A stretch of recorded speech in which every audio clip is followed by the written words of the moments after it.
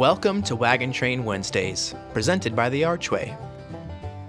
Many of the holiday traditions that we practice in America are actually the result of a mixture of the customs and ideas that were brought to the United States by the immigrants who have made their home here since the Pilgrims arrived in 1620.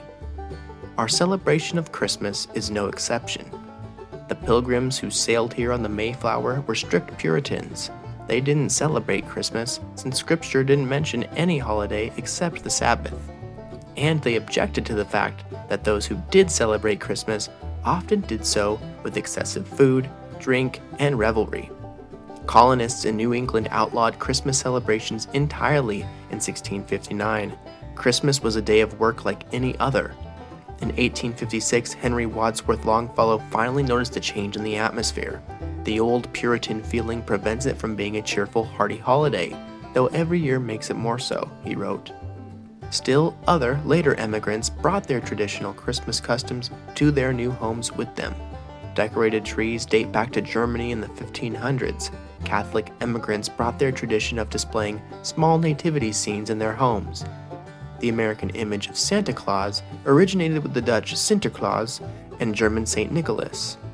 The tradition of hanging stockings by the fireplace originates with the story of St. Nicholas.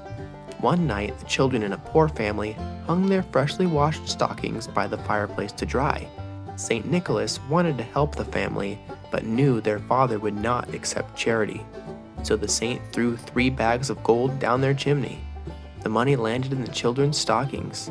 And hopeful children have been hanging stockings by the fireplace on the eve of St. Nicholas Day, which is December 5th, or on Christmas Eve ever since. Some Christmas images came from the imaginations of American writers.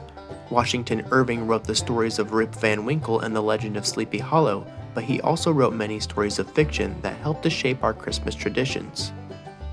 In his fanciful book, Knickerbocker's History of New York, published in 1809, Irving writes about a Dutch scouting party on Manhattan Island who saw good St. Nicholas riding over the tops of trees in that selfsame wagon wherein he brings his yearly presents to children.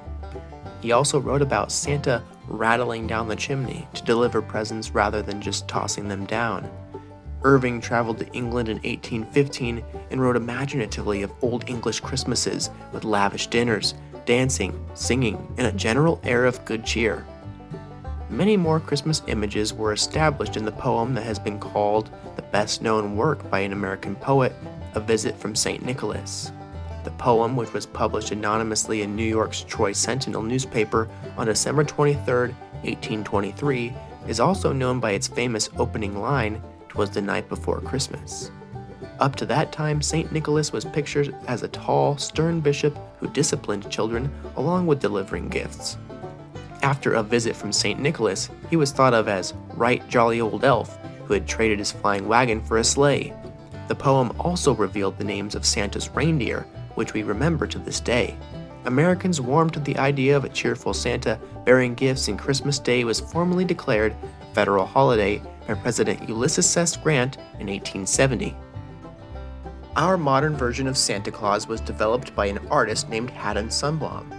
He took some inspiration from A Visit from St. Nicholas, but Santa stopped being an elf when Sundblom created a big, cheerful Santa who could have been your uncle for an advertisement for Coca-Cola in 1931.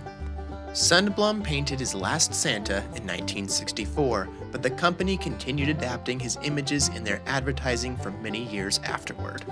Learn more about the history of American Christmas traditions. Find these books in your local library or online.